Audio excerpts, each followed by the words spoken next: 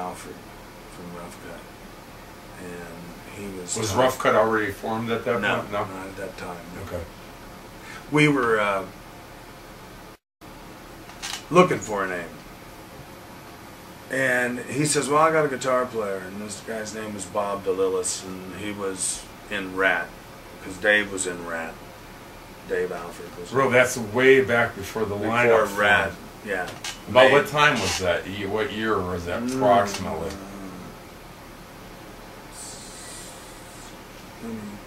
Maybe 80, I don't know. So that was when it was still Mickey Rat. That was when it was Mickey Rat then, yes. Right? Yeah. Well, I think with Dave it was Rat. Okay. Because Chris Hager from Rough Cut was in Mickey Rat. Okay. And then he had a band that he left and called it Sarge, and Matt Thorne was in Rat. Okay. Who was in Rough Cut. Right. Anyways, just about everybody in Rough Cut was in Rat. Okay. Except for me. Right. But, anyways, I met David, and we were looking for a new drummer. And he said he had a great guitar player, and it was Bob at first, and then he said, you know, Jakey Lee is rooming with me, and he'd probably be a better guitar player for the band, you know. And so we all got together at the Starwood when it was closed, and they hadn't completely closed it and tore it down. John Holmes was in jail, and that whole scene that had happened in the canyon there with the guy with the Starwood, the murders. Yeah, the murder and everything, yeah. So anyway, we were actually rehearsing in the place while it was closed, and it was kind of cool, and that's where Rough Cut was formed. How did you guys come up with the name? We were rehearsing, and because once they closed it, we started rehearsing where I was living in a garage and stuff, and we were watching a movie one night, and Burt Reynolds, there was a movie on called Rough Cut, and I was always going, you know, here, listen to a couple of these rough cuts, or right. rough mixes, rough whatever, rough takes, you know. And it was like, wow, this is really kind of cool, because we just spelled it different, but this kind of really, that's really where I saw it first. There was a Burt Reynolds movie out that didn't do well, you know. It was about stuntmen, so they were using it as the rough cuts of this and that, whatever. But so, to make a long story in it, that's how we formed that band.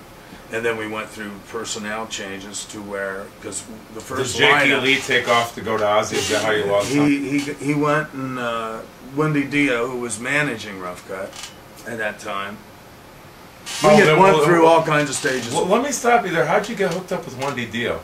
Well, Dave Alford knew Ronnie. Okay. And he had met David in Shreveport, Louisiana, I believe. And Ronnie told him, if you ever get to LA, look me up, and blah, blah, blah, blah. So, at that time, Wendy Dio was managing her husband, Ronnie, at the time. And he, just after he left Sabbath, so he was doing his own thing. Right, Holy Diver. Holy Diver, working, putting a band together for that. He didn't even have a band, so he was going to produce us. So we went in the studio, and at that time, my family had a studio. 24-track Trident board, real, you know, nice gear. And so we all went in, tracked some tracks with Ronnie, and did some more tracking at what was it? Sound City in LA. And my folks' place was Mars recording and rehearsal, and then it changed to Fiddlers. And anyways, got hooked up with the Dios through Ronnie, or Dave Alford, and Ronnie came down and heard us, really dug us, said I'd like to take in the studio. We were already in the studio at dead time at my folks' studio, so he came in, did some stuff with us, then we went to Sound City, did some stuff over there with him. Then he got busy with his own thing, and we were playing around town. Jake was still in the band. Then Wendy heard about, you know, a shot for him in Ozzy, and she knew it would really be good for him, so she hooked up with Ozzy, and then we replaced Jake with Chris Haggard, and Matt Thor joined the band, and because they had a band called Sarge, and if one went, they both had to come. So we joined forces, and then got Craig Goldie in the band. And then Craig Goldie, we did some tracks with that. We weren't signed with Warner Brothers yet. Right, he eventually went to DO too. And he left to go with Jafria at that time. Okay. And so he left to go to Jafria, and then Amir DeRock came into the picture. Everybody was from San Diego in that band, except for me and Dave. He was from Louisiana, I was from Ohio. Claude Schnell, who later went to Dio, was in Rough Cut. Then we went with 2 guitars. We used to have keys when Jake was in the band. And then the band was a big, huge talent pool. A lot of people went there really under really extraordinary careers with a lot of people went to Ronnie too. I think Jake would have went to Ronnie, but he went to Ozzy. And then later he formed Badlands and did his own thing. But then we kept moving forward. We added Amir. After Amir got in the band, before that we went over to Europe and toured and came back. And then while Jake was in the band, though, when I think about it, we did Rock to Riches. We won a contest with KLOS. Okay. And there was a song called Used and Abused, and one other song on there, A Little Kindness. And that came out. We were like a bunch of bands that put that whole thing together. But anyways, to move back on, and then Amir went to Europe, came back. We got signed to Warner Brothers, went in to record. Took us a year to get in the studio. We were signed before Rat was signed. They had come out with their EP. Yeah, it was what, 82, 83? And we had gotten signed, but we had to wait a year to find a producer. And when nobody could agree on it. Ted Templeman signed the band. We wanted him to produce us, but he was busy doing Clapton, Lindsey Buckingham, and God knows who else. Van Halen. I mean, he had his hands totally full. So that didn't work out. So we wasted a year. And then finally picked a producer, and it was Tom Allen, who did Judas Priest, Crocus. And he came in and produced us. What was it like back then? Because you saw, I mean, you were there and you saw a big transition in music from what was going on in the 70s to what was going on, especially out in Southern California, what was going on in the 80s, where all the, and I hate the term, but so everybody else gets it, the quote-unquote hair bands. That whole deal was coming up. We would call heavy metal. The hair thing. It's what we would call heavy metal. Right.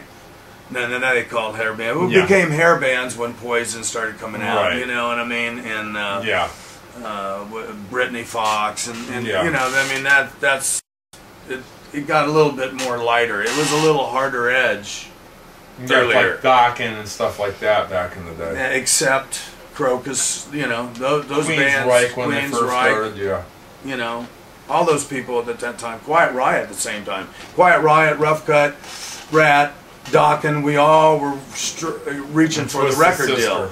We were all looking for the record deal at the same time. And we got signed, and like I said, we waited a year, and then everybody else got signed, and they put their record out. So we were behind everybody a year. And then the Tipple Gore thing with the PMRs. That put a real damper on stuff, because when our cover of the album was, you know, looked like it was this metal spider and the knife and the blood. They weren't playing the record by just what it looked like. They didn't listen to it. It was so crazy. We were doing interviews because we're on the Dio tour. Sacred Heart. It's huge. Even before that, we were out with Crocus and Accept, and we were playing big arenas. And I had just did that movie Spinal Tap, where I became Duke Fame. And when we went out on the road, that movie had come out, and we weren't even getting a sound check. We were out with Crocus and Accept, and we weren't even getting a line check, but the movie was playing in the hotels, and the production manager said, "Aren't you Duke Fame?" And I said, "Yeah, I'm Duke Fame." He said, "Well, the guys in Crocus want to meet you. Come backstage," because they were headlining. So we go backstage, and next thing I know, we get a line check. We went from Budweiser to Heineken. I'm going, "No, this is great." You know, they're wanting back. They're wanting me to sign autographs. You know, you Duke Fame. I got a little itty bitty cameo spot. You know, got my SAG card out of it. Right. I still make 37-cent checks. You know, they send every once in a while 37 cents. Costs you more to mail this check than it's worth. But yeah, that did the Spinal Tap thing was a fluke, and it helped. It's helped me a lot, you know. I mean, people have recognized me more for that sometimes than some of the stuff I done. Yeah. Then Rough Cut did another album. We're out touring Japan. Things were going really right. We're having banging heads or whatever. Different directions, wanting to go stuff. Different directions because I wanted Neil Kernan to produce the second album. Who he did Dokken, and he did Queen's Right. Queen's Right they went platinum, and they got a Grammy, and he was going to produce us, and I really wanted him to produce us, and I got outvoted. And Jack Douglas, who did Aerosmith, and John Lennon, he produced us, which was a great producer. So, anyways, make a long story endless on that end, that's how the Quiet Riot thing. We were behind them, they were touring, and they got rid of Kevin, and they broke up in Japan. They started problems were starting there. Well, we started having a little problems, and then we got home and find out that Warner Brothers dropping Rough Cut. And Kevin DuBro's gone from Quiet Riot. And so they're looking for a singer, and we were in the studio recording a new record. Was that in like 91, 92, 90? No. It was probably 88, 89, somewhere around there. And then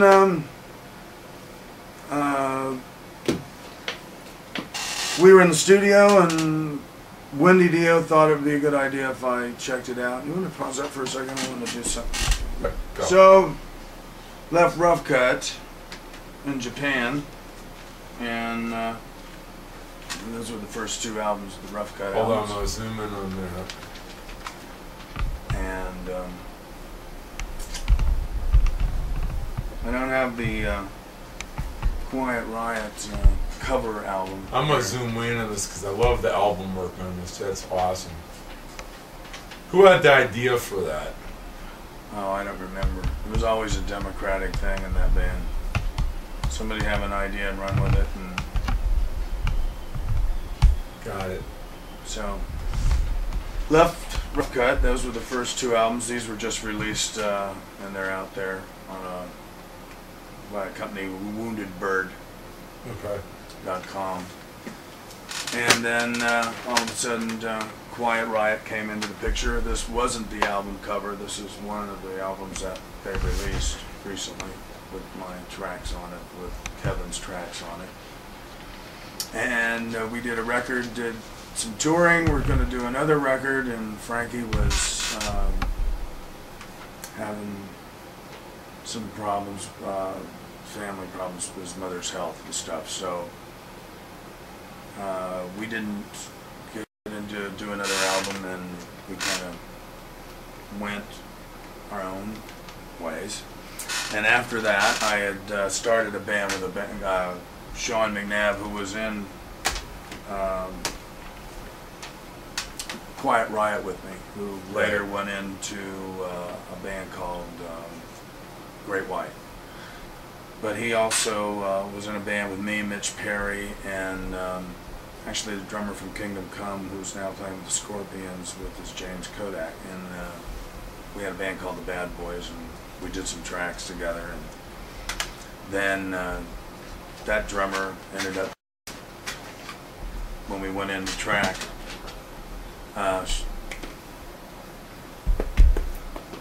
when we were tracking, we changed drummers to that's what you call doggy. Rich Clark. That's what you call doggy technical difficulties. Yes. Down. She's just happy because I fed her. She was waiting for her to be fed. Anyways, left Quiet Riot, and we put together a band called the Bad Boys, and the drummer